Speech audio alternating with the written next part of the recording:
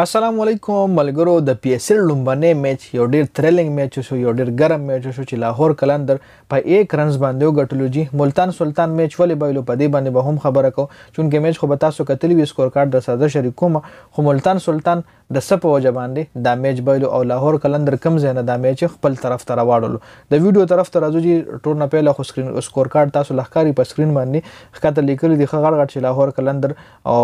1/1 رنز ټیک دا وګوره تاسو په سکرین باندې ښکاری جی د دایره تاوم په یو رنز باندې وګټلو یو ډیر تھریلینګ میچ شو د سکور کارت طرف ته راځو ټورنه پیله سکور کارت سره کوم لاهور قلندر چې کوم د 175 رنز کړی دي په شل اورونو کې جی فخر زمان ولا خاص سٹارټ ورکړو لاهور قلندر 200 سکور خپ اسانه باندې کول شو خو 15 اور نه پس 20 اور پورې لاهور قلندر ډیر کم سکور کړی جی د کې وکټ هم پریوتی نو سکور دغه کم شو بیا موستلی اخرنی اور چې کوم شانواز دانی په اخرنی اور کې 4-5 رنز ورک نو سکور چې کم دی ډیر کم شو ملتان سلطان له ملتان سلطان کم زنه میچ بایلو هغه دغه په انکس باندې خبره کو ټونه پیله لاهور قلندر فخر زمان وګوري په 42 بال باندې 66 رنز کړی دي مرزا بیگ په 26 بال باندې 32 رنز کړی شای هوپ 17 بال 19 کامران غلام 6 بال 3 رضا 14 بال 19 طلعت 12 بال 14 او ډیوډ ویزا 4 بال 5 رنز کړی دي اخرانو اورونو کې لاهور قلندر سکور نه کړی کین دا سکور د 125 190 ل 200 لخه په اسانه باندې راشول شو ځکه فخر زمان ول ډیر ښه سٹارټ ورکړو اوس کچره د ملتان سلطان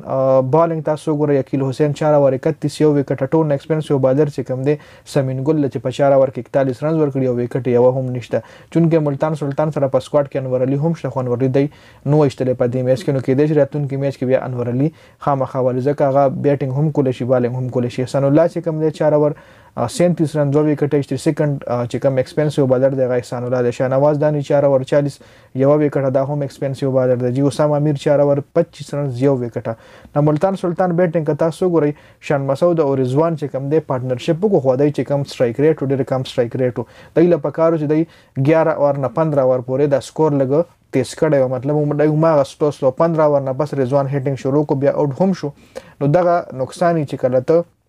مطلب په سلو سټرایک ریټ باندې بیټینګ کې ته چې زب اخر کې هټینګ کوم نو اخر کې خو توټ کې دی هم شي نو دیز نه ملتان سلطان میچ بایلو چې د 11 اور نه 15 اور پورې لکه پهله 10 اور پورې خو د وکټ کابو کړی و نو 11 نه 15 اور پورې د لپاره چې د ریسک ایستلو او شاټونه وهلی ډینجر شاټونه وهلی ریسک ایستلو خو چون کې د 15 نه پاس هټینګ شروع کول نو بیا وکټ هم پریوتی شان مسعود کتا سو ګوري په 31 بالو باندې 35 رنز په 112 سټرایک ریټ او رضوان چې کوم دی 50 بال 75 رنز کړي خو د اوټ کې دونه مخ کې یو چوکا یو دوه چوکي یو چکا وخره د سټرایک ریټ 150 لور رسیدو کې نه د سټرایک ریټ هم 130 120 خو شا پورې تقریبا ډیوډ ملر 20 بال 25 رنز کړی دی پولارد 12 بال 20 رنز کړی دی خوشدل شاه 6 بال 12 رنز کړی دی عثمان خان